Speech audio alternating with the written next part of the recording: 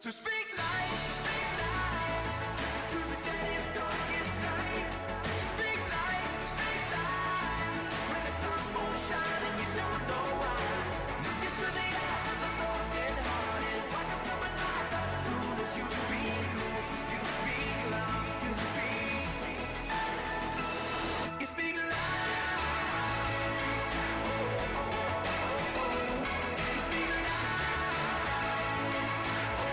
I want to hear something different today. So we've been in this series called Shape. And in this series called Shape, we started off talking about our physical shape, getting healthy, that God wants us to get healthy. Last week we talked about our spiritual shape, that God wants us to get spiritually in shape. He wants us to get closer to Him. He wants us to know Him. So this week, what I want to talk to you about is getting in shape to chase after your dreams, is what I want to talk to you about.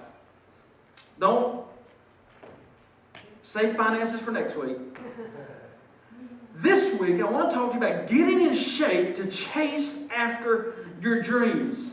Because what I hope is that for some of you guys that have been fasting over the past 21 days, that God has spoken inside of you. And that over this time of fasting, God has given you a dream. That God has said, you know what, I am placing inside of you a dream, and that He has spoken it to you over these past 21 days, or if He hasn't over the past 21 days, that soon He's going to speak a dream into your life, a vision into your life, a plan into your life, and that you're going to be able to carry that dream out. And you're going to be able to be used by God through the dream that He's given you. And here's the great thing about dreams. That dreams are God's gift to us. I don't know if you know this or not, but animals can't dream. You see, we have this great ability that we're able to look in the past and see the past. But we're also able to look into the future, and we're able to dream about the future. How things might be. How things are going to be. I mean, if you think about it, everything we have is because somebody dreamed it up. Animals can't do that. Animals can't say, you know what, man, I wish that come up with a dream that I can make something where I'd always have a bone to chew on. But for us, thank the Lord, somebody sometime back had a dream and said, you know what, fireplaces are great and fireplaces are wonderful, but I won't heat throughout the entire house. And somebody had the ability to be able to dream up central heat and air. So you didn't have to get up all night and stoke the fire. Somebody, somewhere along the line, had a dream and said, you know what, horse and buggies are great. But I'm tired of getting rained on and I'm tired of the dust. And somebody dreamed up an automobile. And said, well, let's make a car, and it'll go faster, and we can roll up the windows, and we can put air conditioning in it. And somebody had a dream for that. And let me tell you this, if you don't have a dream, you're just kind of wondrously walking through the world right now. And if all you're doing is walking through the world, and you don't have a dream, can I tell you what's happening? You're coasting backwards. You're not moving forward. Instead, you're moving backwards. God has a dream for you. God's given you a dream. Some of you, He's given you a dream. Some of you today, your dreams have been frozen, and today they're going to be thawed out. You're going to be, you know what, man? I remember the dream I used to have, and today God's reawakening it inside of me. That's what some of us are going to happen. What is your dream? Napoleon said, an imagination rules the world. Einstein said, imagination is more important than knowledge. Do you have imagination? Do you have a dream? It's that ability to dream that makes us, our great Creator makes us into His image to be able to dream. God is a dreamer. When He created me and you. So here's the question. For some of you that have dreams, and some of you that this over the past 21 days, God has spoken a dream inside of you. What's stopping us from fulfilling those dreams? What is stopping us to chasing after. Can I tell you what I think? That there's giants in our path. And these giants, we look at them and say, I can't fulfill that dream because there's all these giants. There's these dream busters that are busting my dreams. And you say, what are these? For some of us, it's financial problems. Man, we're like, I've got financial problems and there's no way I can fulfill this dream. For others of us, it's emotional problems. We got all these emotional things we're trying to deal with and we can't fulfill the dreams. Others of us, it's health problems. That we're just not healthy enough, we think. And so there's no way we can do this. What do you do when you're faced with these giants? These things where God has given you a dream, He's given you a vision, He's given you a plan, but you look out and you see all of these giants that are stopping you from fulfilling that dream. What do we do? How do you face those giants? How do you defeat them? The great thing is there's a story for us in the Bible. Isn't that a shocker?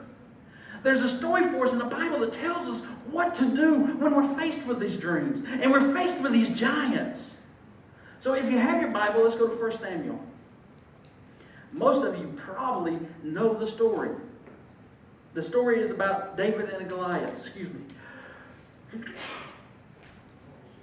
Thank you. 1 Samuel chapter 17 is where we're going to go. If you don't have your Bible, it'll be up here on the screen for us to be able to see.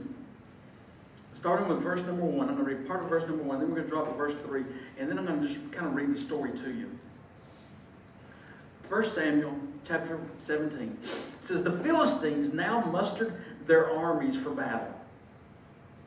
So the Philistines and the Israelites faced each other on opposite hills with the valley between them. Understand the way they used to do battle.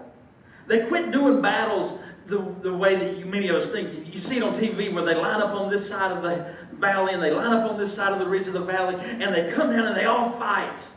They quit doing that because they realized, man, this is a bloodbath. When we fight like this, we lose so many people. So instead, they changed the way that they would do battle.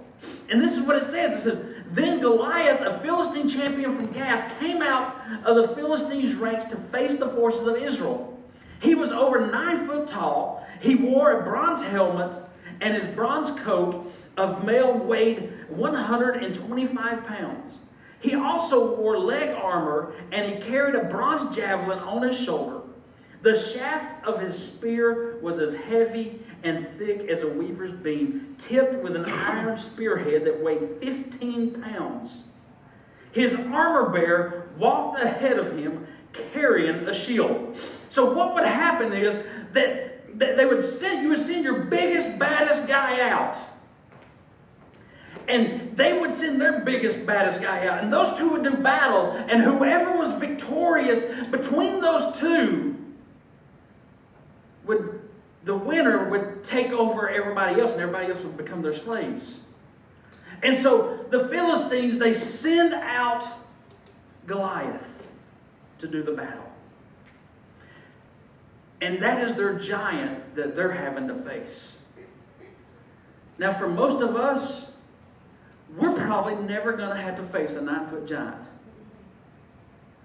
We're never going to have to face somebody that has an armor bearer that goes out in front of them and before them to fight the battle, are we? But there are some things that we do have to face. And our giants, for the dreams that God has given us, our giants may be finances.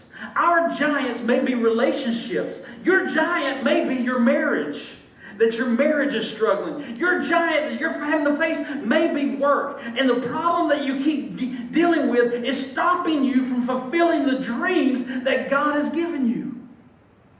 So God's given you a dream, and these giants keep stopping you. And we see this in 1 Samuel chapter 17, that David actually had to fight the giants. Had to fight Goliath. But watch.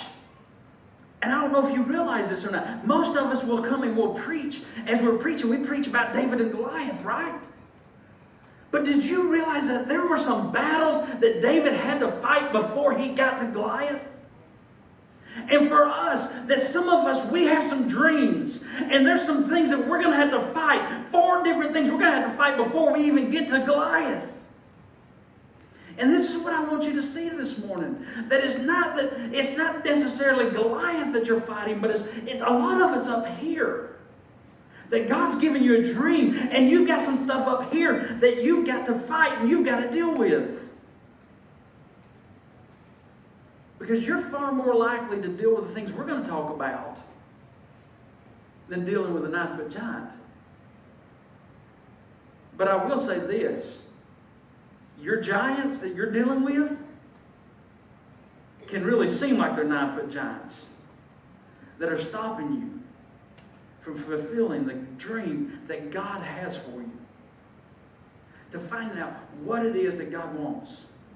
So, let me give you some history, okay? Before we jump into this, let's go back to chapter 16. In chapter 16, this is what happens. There's a man named Samuel. And this is, he was the religious leader of that time. He was the prophet for Israel. And that's why the book's named after him. 1 Samuel. So you have Samuel. God comes to Samuel and he says, I need you to go anoint the next king, is what he says in chapter number 16. He says, I want you to go to Bethlehem. I want you to go and find a man. His name is Jesse. And Jesse has some sons. And I want you to anoint one of his sons as king. Now here's the problem. There was still a king. Most of the time, when you go and you anoint somebody as a king, the king has already died. But in this situation, the king is still alive. And he says, I want you to go anoint one of Jesse's boys as king. So Samuel goes to Jesse, goes to Bethlehem, he finds Jesse, and he says, hey, do you have any boys? He says, yeah, matter of fact, I do. He says, I got 8 of them. And he says, well, I'm here to anoint one of them as king. Go get your boys and bring them here. So Jesse goes and gets 7 of the boys. And he brings them before Samuel. And he brings the first one. He's like, nope, that's not him. Brings the second one. Nope, that's not him. The third one. The fourth one. No, that's not him. The 5th one. The 6th one. No, that's not him. The 7th one. No, that's not him. Do you have any more boys? He says, well, yeah, I've got this little runt. And he's out here keeping the sheep. Well, go get him. And so they go and they get David. And Samuel says, that's him. That is the one that's to be anointed king. Samuel anoints him as king. King of Israel. You know what happened next? Nothing. You can believe that? That Samuel has came and he has anointed David as king. David, you are king. I'm pouring the oil over you. What happens next? Nothing. For some of us, God has given you a dream. And what happens next is not instantly the dream is fulfilled. It doesn't happen instantly. Some of you guys are like, man, God's given me this dream and I'm expecting it to happen instantly. It doesn't happen that way. There's always a delay from the time the dream has been given to the time the dream is fulfilled. And this is one of the giants that you're going to have to face, is delay. You see, he's been given the dream. Samuel has came and anointed him as king. But for some reason, Jesse's like, you're not ready to be king. You're just a little shepherd boy. Matter of fact, go back now and start back to tending the sheep. Is what happens. For some of us, that God has given us this dream, and we're in this mode of delay, and we feel like that it's never going to happen. And so we've given up on the dream. And this is the first giant that we face. In David's case, his own father holds him back. Can you imagine that? It's his own dad that's holding him back. His own dad's telling him, hey, you need to go back and you need to take care of the sheep. You need to go back and tend the sheep. Look at verse number 12 through 15. Look what it says. David was the youngest son. David's 3 oldest brothers stayed with Saul's army, but David went back and forth so he could help his father with the sheep in Bethlehem. So David's brothers, they've gone out to fight Goliath. They've gone out to fight the giant. But David's dad, Jesse, is holding David back. He said, you can't go out there and fight. I need you to stay back here, and you need to watch after the sheep, is what he's saying. So we see this delay that's taking place. And for some of you guys, you may be in that delay period. And it may be that you're being discriminated against. You know, I don't know if Jesse was looking at David saying, you're just the runt. You're the smallest one. You're the youngest one. And he's discriminating against them. Some of you, God's given you a dream and maybe you've been discriminated against. Maybe somebody's looking at you and saying, well, you can't fulfill the dream that you're talking about because of your age. You're too young, or hey, you're too young to fulfill the dream, or too old to fulfill the dream that God's given you. And so people are discriminating against you because of your age. It may be that your gender. That people are discriminating against you because of your gender, saying, well, you got to be a male to do this, or you got to be a female to do this, and so you can't fulfill the vision. It may be race. Well, you're not the right color, so you can't fulfill this, and you're being discriminated against because of your race. You may not be pretty enough. They're looking at you saying, you're not pretty enough. Christy don't know what that's like. She's never experienced that. The side Christy's always experienced, you're too pretty. So you can never fulfill the dreams because you're too pretty. People will be thinking about you. Shut up, Jason. Anyways. That there is discrimination, maybe, that is your barrier. That God has given you a dream. And you're not able to fulfill it because you're being held back. There's a delay. And this is your giant that you're dealing with. And can I tell you something? God has a plan for your life. God has a dream for your life. But watch this. So does other people.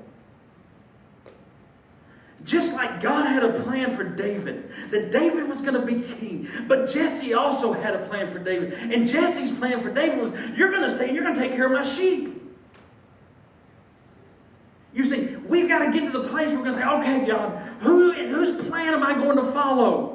Am I going to follow your plan, God, that you have for me? Or am I going to follow the plan that everybody else has for me? Tough decision to make. I can remember that Christy and I, we had a young boy in our youth group. And we went on a mission trip, and as we went on a mission trip, he came back, and this young boy was called to the ministry. He knew that he was going to the ministry. He knew he was going to be a pastor. He came home, he was excited about it. He told his dad, which you would think that his dad would be very supportive because they were very active in the church. He says, you're not going to be a preacher. He says, you're going in the service. And you're going to do this, and you're going to do this, and you're going to do this. That was his giant. His own dad had told him, you're not going to be a pastor. You're going to go, and you're going to be in the service. And he had to make up his mind. Who am I going to follow? Am I going to follow my dad's plan that he has for me? Or am I going to follow the plan that God has for me? And he made the choice to follow the plan that God had for him. And now he's down in South Georgia pastoring. And he hadn't figured out how to name his kids yet, but he's named them Hank and a couple other names, but Bubba, and so he needs some help there. But he has made the choice, and his dad has come around and said, hey, I missed it. I blew it. And that's the thing I want you to understand, that some of the greatest minds will tell you it can't be done. That you can't do this. You can't accomplish this. Is what they'll tell you. Just like this young boy's dad told him, you can't become a pastor. Because that's the next giant you're going to face, is discouragement. When you start telling people of the dream that God has given you, the plan that God has given you, that you're going to be faced with discouragement. People are going to start coming to you saying, I'm a professional. I know what I'm talking about. You can't do these things. It's impossible impossible to do this, is what people are going to tell you. They're going to start discouraging. Look what happens in verse number 8. It says, Goliath stood and shouted and taunt across to the Israelites. Why are you coming out here to fight? He called. I am the Philistine champion, but you are only the servant of Saul. Choose one man to come down here and fight me. If he kills me, then we will be your slave. But if I kill him, you will be our slaves. I defy the armies of Israel today. Send me a man who will fight me, is what he says. Verse number 11 says, when Saul and the Israelites heard this, they were terrified and deeply shaken. Notice the situation. These guys were demoralized. Anxiety has gripped them, is what's happened. They're terrified. They feel hopeless. One translation says that they were so afraid, so frightened, they couldn't do anything. They stood there frozen. Have you ever been there? Have you ever been in the situation where everybody around you said it was hopeless? Where everybody thought it was hopeless? Maybe it's at work.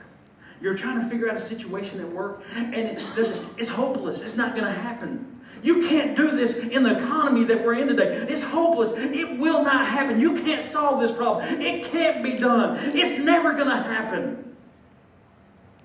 Have you ever been told that? I remember when Christy and I went to our first church as youth pastor. And everything that we went to that pastor and we said, this is what we want to do. You can't do that. It won't work. We want to try that. You can't do that. It won't work. We want to try that. You can't do that. It won't work. Everything that we went to, he said, it won't work. And at conventional wisdom, you look at it with conventional wisdom, and you may say, you know what? It won't work. It hasn't worked before. But something inside of you tells you that yes, it will work. Even though everybody else is saying that it won't work. Everybody else is telling you it's wrong. That, matter of fact, it was happening with Goliath. He was coming out twice a day saying, I'm going to defeat you. I'm going to beat you. But all of a sudden, here comes a young boy walking up with a fresh set of eyes that says, you're not going to defeat me. I can defeat you. God had put a dream in his heart. And for some of you, you've got a dream in your heart, and all you need is a fresh set of eyes. You need to change the group of people you're hanging out with, because the people you're hanging out with are the people that are discouraging you. The people you're hanging out with are the people that are tearing you down. The people that you're hanging out with are telling you, you can't do it, and you need to quit hanging out with the goats and find you some eagles to soar with, and people that are saying, you can do it. I believe in you. The dream that God's placed in you can happen. That's the people you need to hang out with. Instead of running around with the goats of this earth. A fresh set of eyes came onto the scene and says, we can do this. Even though the professionals say it's wrong. Even though the crowd says it's wrong. Even though everybody else says it's wrong. I believe we can do this. Is what we have to get to. Why has everybody given up? They've all given up out here. Why have they become so discouraged from this one giant? Everybody's become discouraged. Here's the reason why. Verse 16. For 40 days, every morning and evening, the Philistine champion strutted in front of the Israelite army. No wonder they were beat down. No wonder that they've been listening to this guy telling them, I'm going to defeat you. You're scum. Who are you listening to? Who are you allowing to speak into you? God's put a dream inside of you. Who are you allowing to tell you you can't do it? Oh, you can't do that. You can't do these things. For some of you, you've allowed so much negativity to come inside of you. Man, and maybe I talked to somebody the other day, they were telling me, said, I had to quit listening to talk radio. Said all it was negative, and it started affecting me. So I had to turn it off. There's some people that you need to cut off. And say, you know what? I'm not going to listen to you. Because these people are telling you to forget it. These people are telling you that you can't accomplish it. And if you listen to it long enough, you know what happens? You become what you listen to. If all you do is listen to people who are negative, if all you do is listen to people that are going to speak against you every day of your life, you're going to become that. If all you're doing is hanging out with people that are discouraged, you're going to become discouraged. If all you do is listen to people that says, oh, America's going to hell in a handbasket. Oh, the church is dying. Oh, this. You're going to become that. You're going to become that person that believes, well, America's going to hell. You're going to become that person that says, oh, well, you know, the church is dying. Because that's what you're listening to. We've got to change that. Sometimes you need a fresh voice speaking into you. Somebody that can speak hope into your life. Somebody that can speak joy into your life. Somebody that can tell you, you can do this. You can accomplish it. Look at verse 22 or 23 and 24. It says, as he was talking with them, Goliath, the Philistine champion of Gath, came out from the Philistine ranks. Then David heard him shouting his usual taunts to the army of Israel. As soon as the Israelite army saw him, they began to run away in fright. Can I tell you something? Don't hang out with fearful people. If all you're hanging around is people that are afraid, you're going to become that chicken. You're going to become that person that is scared to do it. If all you're hanging around is bitter people, you're going to become bitter. If all you hang out with is people that are angry, you're going to become angry. But have you ever noticed it? That if you're around people that are all bitter and angry and doggy downers, that you find yourself becoming that doggy downer. But you get with a different group of people that are speaking life and speaking hope and speaking dreams. Those are the people you want to be around, because when you're around them, you're like, man, I can do this. I can achieve this. I can accomplish it. And those are the people you need to find yourself surrounding yourself with. And you need to start cutting yourself off from all these other people. Because they're the ones that are the giants that are in front of you, that are putting up barriers to fulfilling the dreams that God has for you. Because they're speaking that discouragement. So you have delays. You have discouragement. Can I tell you something else you're going to have? When you start telling people of the dreams that you have, when you say, man, God's giving me a dream. God's giving me a plan for my life. You're going to have people that disapprove it. You're going to have people, that's not from God. You don't need to be doing that. We don't approve of that.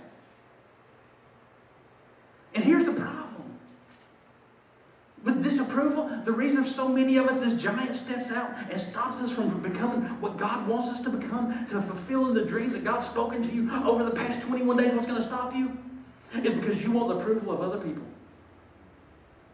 And because somebody has told you, you can't do that. I don't approve of that. You're going to say, oh, man, I can't do it. Because I don't want everybody to think I'm crazy. And so you're going to stop. Because we want everybody to like us. And we really do.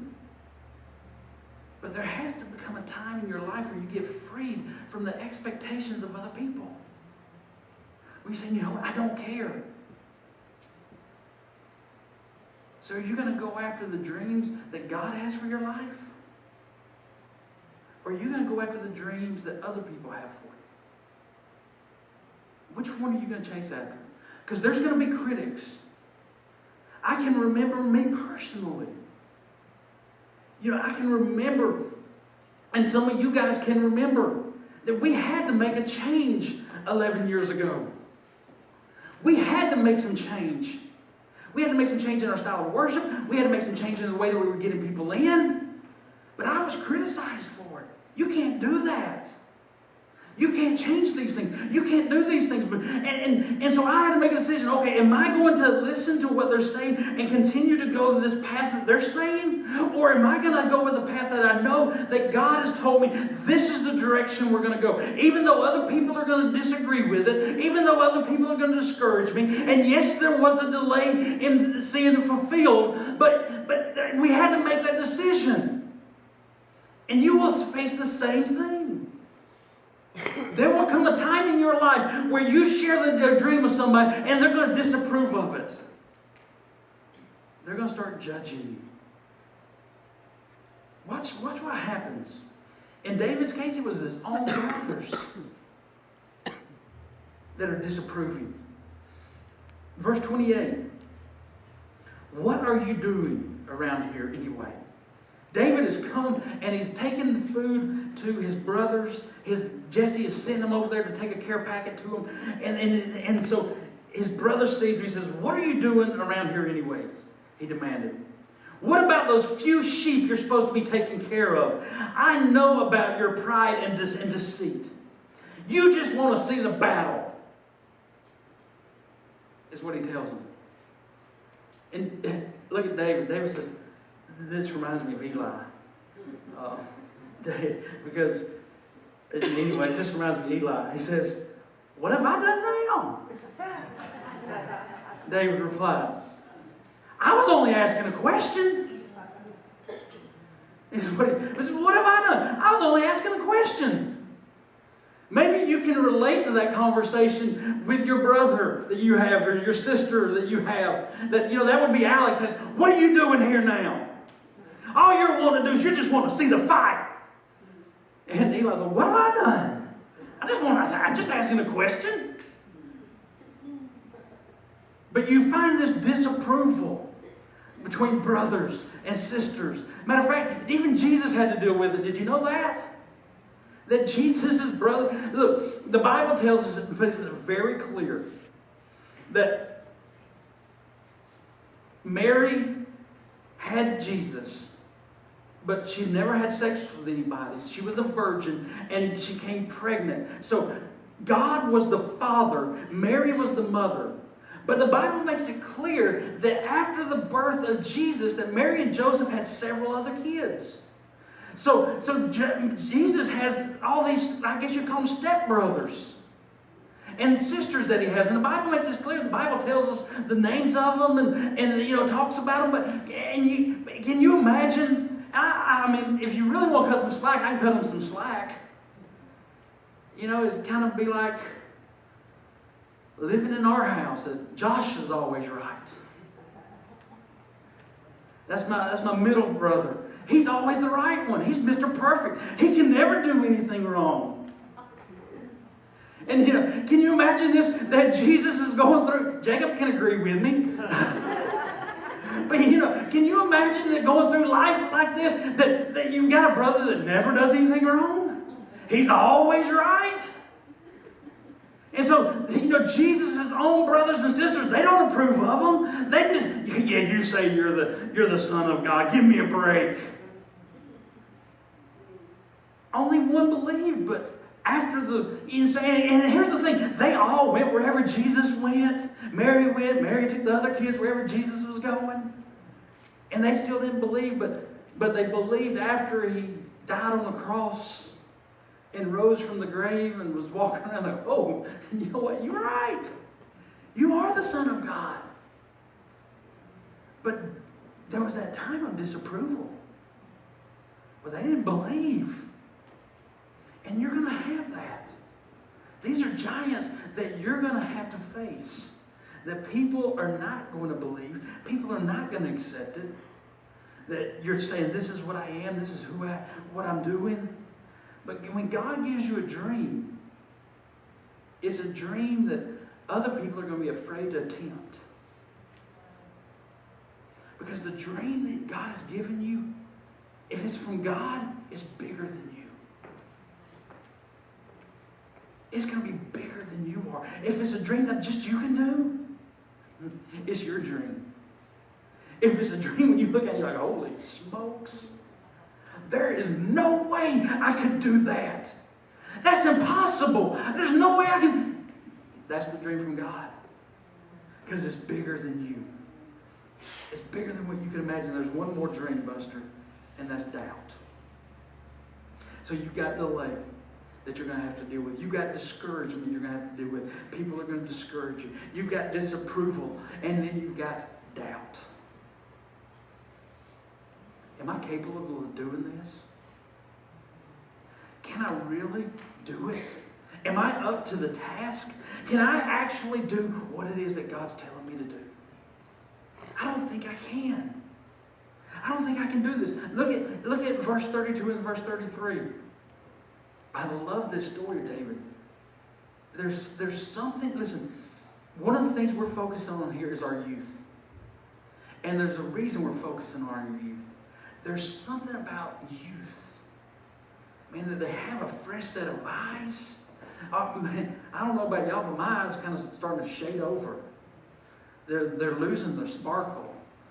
I was trying to read something the other day, and I was like this, trying to focus. I was literally moving my head, trying to focus on the words. I'm like, I had time to go see the doctor. Lord help me, Jesus. I don't want to wear glasses. But youth, man, they look at it totally different. They got this fresh set of eyes. They look at it, hey, it's no big deal. Look at verse David here. David says, don't worry about this. Don't worry about this Philistine, David told Saul. I'll go fight him. They have that zeal, don't they? Don't worry about it. I'll go fight him. And let me tell you this. A lot of times when you start talking to people like this, they get confused. And what they do is they start looking at you and say, oh, he's just cocky. And they mistake cockiness for faith in God. And so when you start looking at somebody like this, they're not cocky. But what they're saying is, hey, I've got faith in God. I'm not doubting who I am. I'm not doubting what's going on. I know that God has spoken into me. God has told me He's got this. And He's not going to do it for me, but He's going to do it for His glory. And I'm going to be the one that He's going to use to do it. So when God has spoken inside of you a dream, what you need to realize is that, you know what, I can't do this on my own, but there's somebody inside of me that has placed a dream inside of me that can open up doors I can't open, that can defeat devils I can't defeat, that can take on anything that comes before me. So I got this. It's under control. I'm going to step into the situation and say, hey, it's under control. I got this. That's what David said. Don't worry about it. Don't worry about this Philistine guy. I got this. I'll go fight him. Everybody got scared to death. I'll go fight him. David said, don't worry about it. I'll go fight him. He said, listen to Saul. Don't be ridiculous, Saul replied. There's no way you can fight this Philistine and possibly win. You're only a boy, and he's been a man of war since his youth. Don't even attempt it. That's the expert telling you you can't do it. Who are you going to listen to? The expert or God? Because I know a lot of experts have been wrong. That same youth pastor that we went to work for just a short period of time, that was telling me that you can't do this, you can't do that. We told him, I said, well, we're leaving, we're going to go to Gateway Fellowship. He said, I'm telling you, I've been on the youth board in the Church of God. I know this stuff. Basically, he's telling me I'm an expert. He says, you're going to be following Peter Smith. He said, you're going to fall on your face. He said, those are big shoes to follow. You don't want to go to Gateway because you will not be able to achieve what Peter Smith has achieved. Pete's dad was a pastor. He's a pastor now. You're going to fall. I had to make the choice. Am I going to listen to this expert says he's an expert? Am I going to listen to him and say, you know what, you're right, I'm going to stay right here with you and stay over here and do ministry over here because I know that I can't go? Or am I going to go and I'm going to follow the dreams that God has given me and God has placed in my heart to go chase after those things? So we say, man, we got to go. We can't listen to the expert, and the expert turned out wrong. We went to Gateway, and like I said, it's not because of me. Y'all, Lord knows y'all know that. But it wasn't because of me and my talent. But we took a youth group of 20, and it grew to 120, and we took a place where we were meeting, where the little building that we were meeting in also had the lawnmower in it. We'd had to back the lawnmower out and the bush hog out in order to have our youth service. So we took a place there, and we ended up building a 10,000 square foot building for a youth facility. It wasn't because of me. But I could have listened to the expert and stayed and failed. But there's a dream placed inside of me. And I said, no, I'm not going to listen to the experts. I'm not going to listen to the naysayers. I'm not going to allow the doubt to come into my mind. Instead, I'm going to just chase after God and believe what He has for me. And you've got to be faced with the same thing. So here's the thing. How do we defeat these giants? God's given you a dream. God's given you a plan.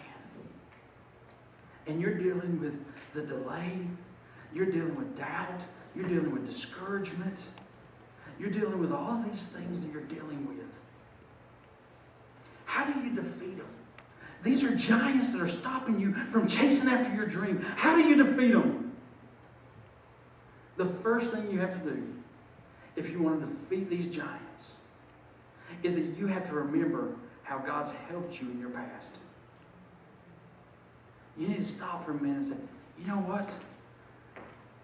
I remember when God's helped me before.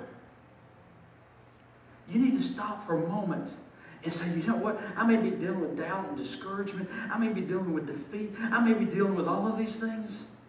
But I remember that time when I thought it was over, but it wasn't. I remember that time when I thought it was the end, but it wasn't the end. I remember that time when I thought I was at the bottom and I thought that I would never climb out of it, but I did climb out of it. I remember that time when I thought I was all alone and I was all by myself, but I wasn't all alone and I wasn't all by myself. I remember the time when God helped me, and I remember when He helped me with the little things, and if He helped me with the little things back then, God's going to help me with the big things right now, because nothing I'm going to do is going to stop God from changing the way that He loves me and He wants me to fulfill the dream that He's given me. So we start reminding ourselves of these things. Saying, I'm going to remember this. Listen to what David said. David says, he says, I'm going to remember these things. He says, look at verse 36. David says, he's going to fight him. Saul says, you can't do this. David says, I've done this with both a lion and a bear. And I'll do it to the pagan Philistine too. He says, he has defiled the armies of the living God. The Lord who rescued me from the claws of the lion and the bear will rescue me from the Philistines. And that's confidence. That is confidence. I remember how God helped me, and He's going to help me again. He's going to get me through it. So you start reminding yourself of the things of the past that have gone on. And then the second thing you have to do is that you have to use this tool that God has given me right now. God's given you tools right now. And use what you have right now. Don't say, well, I don't have enough money to do what God's asked me to do. I don't have enough education to do what God's asked me to do. I don't have enough connections to do what God has to do. And as soon as I make all those connections, as soon as I get those opportunities, I will do it. But right now, I don't have it. You don't wait until you have the opportunities. You don't wait until you have enough money. You don't wait until you have the connections to do what God's asked you to do. If your ship is out there waiting for you, you jump in the water and you swim to your ship. But too many of us, what we're doing is we're saying, well, I'm going to wait right here. I see my ship. It's out there, and I'm going to wait for it. And when my ship comes to me, I will step onto the ship. I'm telling you, don't wait. You see, if I see my ship out there, I'm going to jump in the water, and I'm going to swim to my ship. And listen, that takes some creativity. Because the easiest thing that we always want to do, especially in the church world, is we'll say, well, I'll tell you what.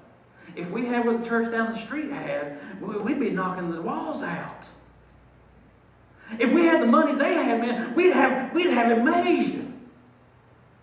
And we always want to blame it on that we don't have what they have. I want to tell you, change your mentality. What you have right now, start working with. Instead of waiting for it to come to you. Well, this is what I've got right now, so I'm going to take what I have right now, and I'm going to start working with it. Listen to verse 38 and 40 says, then Saul gave David his own armor, a bronze helmet, and a coat of mail. David put it on. Could you see this? David's a little guy. Saul's this big man. And David, he's got his big old helmet on. He's got all this stuff on that's kind of just hanging off of him. You're like, this don't feel right. Look at what he says. He says, David puts it on. He says, I can't go in these, he protested to Saul. I'm not used to them. So David took them off again. He picked up 5 smooth stones from the stream and put them in his shepherd's bag.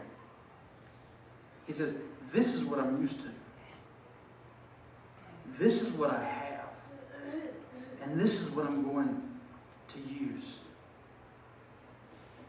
And he used what he had. Let me say this to you. When you start going after the dream God's given you, there's going to be some people that oppose you. There's going to be some people that tell you, stop, don't do it. But then there's going to be other people that's going to say, okay, if you're going to do it, this is how you need to do it. And they're going to tell you how you need to do it. And it's their way. Well, this is the way you need to do it. Let me show you how to do it. And right here's how you're supposed to do it. That's what Saul was telling David. He said, okay, if you're going to go fight him, well, here, you need to take my armor, you need to take my stuff, and you need to put it on. David said, no, that's not what I've got. And I'm not going to take that. I'm going to take what I have right here. I'm going to take what I've got and use it. Ecclesiastes 11:4 says this, is, if you wait for the perfect condition, you will never get anything done. We can go home. That right there's good stuff. If you wait for the perfect condition, you will never get anything done. Too many of us are waiting. He took me serious. He's leaving. He's going home. Brother Mark's like, all right, I'm out of here. We can go home. If you wait for the perfect condition, you will never get anything done. We're ending a 21-day fast. God has put in your heart a dream. What are you going to do with it? Are you going to wait for the perfect condition before you go to achieve that dream? Are you going to allow discouragement to stop you from fulfilling that dream? What are you going to do? Are you going to allow doubt to stop you from fulfilling that dream? The third thing is this. He ignored the dream busters. David says, I'm not listening to it. It's interesting. David is going to fight Goliath. As David is going to fight Goliath, nobody encouraged him. Did you catch that, Jacob?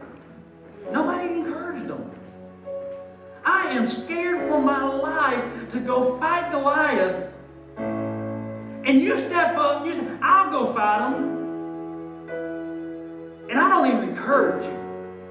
I'm like, yeah, man, go for it. You can do it.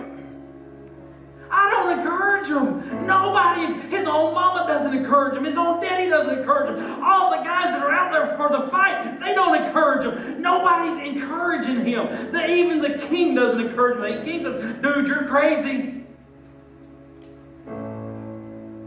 But what David has found is you don't look to people to encourage you. That's not where you draw your strength. If you start looking for people saying, oh, I'm looking for somebody in this house to encourage me. If I can find somebody to give me some courage, I will go. If I can find somebody to give me some strength, I will chase after my dream. You can look around all day and you're not going to find anybody.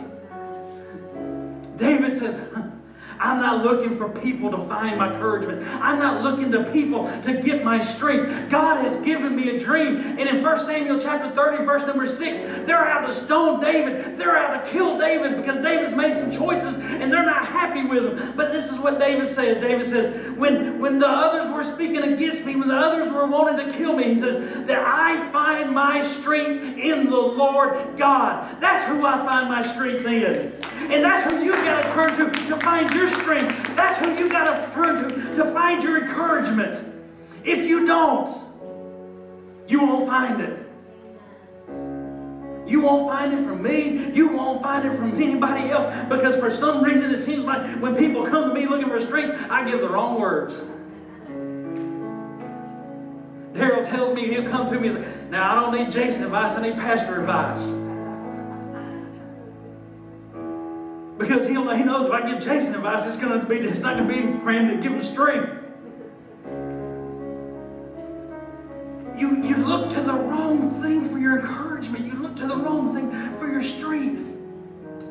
Because when you start chasing the dream and you start slaying some giants, you start slaying discouragement. You start slaying doubt. You start slaying disbelief. You start slaying all these things. You're going to find yourself tired. You're going to find yourself weary. You're going to find nobody coming to give you encouragement. But you've got to find a way to say, you know what? I'm going to find my strength in the Lord. I'm going to get away and I'm going to encourage myself in the Lord because He's the one that's given me the dream and He wants to see it fulfilled. And if He's placed it inside of me, He will see it through. So I'm going to turn to Him for it. This is what we find David doing. He said, I'm going to turn to Him. I'm going to encourage myself in Him. He gets out there to fight David or Goliath. You know what he realizes? I don't know if you've ever read the story. Read the story. Slow down and read it. Here's this 9-foot guy. I don't know if he's going blind. I think he had the same problem I had. He's probably in his 40s. Because David goes out with a staff.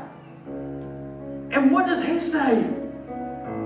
He says, you've come at me with sticks. Plural. So this big old giant has to have somebody walk him out. Come here, let me hold your hand. Walk you out here because you're so big and intimidating. He's slow moving. He's got all this weight on him, so he's slow. Come on, be careful. I know with all that equipment you can't see down, so we're going to walk you out here real slow, real carefully, because I'm your armor bearer, so I'm going to lead you out because you can't do it on your own, giant. And then he gets out there and his vision's shot. You got two staffs, 3 sticks. What is it you got? And I think David realized this giant's not so bad after all. Because most of the time we'll look at our giants and we'll blow them up, we'll puff them up, and we'll say there's no way I can defeat him because this giant's so big. And the truth of the matter is, it's just an old 40-year-old man that can't even see straight. out of shape, whooped. And all you got to do is blow on him, he'll fall over. And David takes his sling, hits him, knocks him out, kills him. One commentary says that sling had the power and the rock, the hardness of that rock, that it was equivalent to a 45 caliber. With the power and the force of that sling. We make it out as a little slingshot. It's a lot more powerful than a slingshot, the way he worked that sling.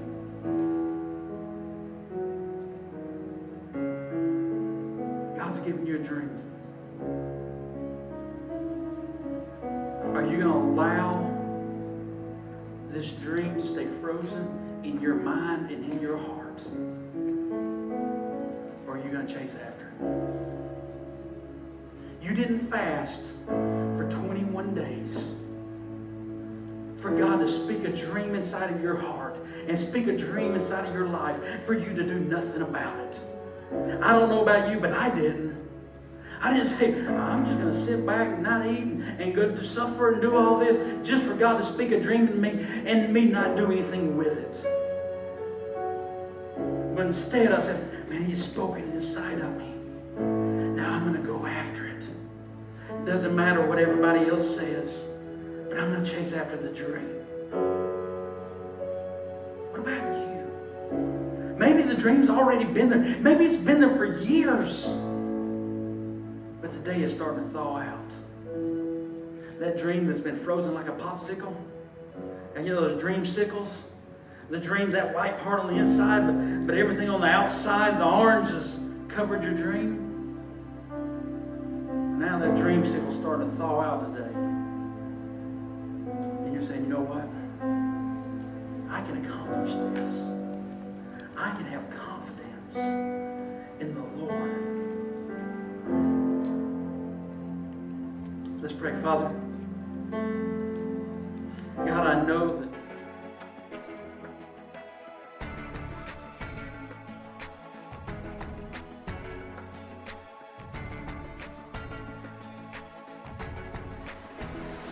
to speak life.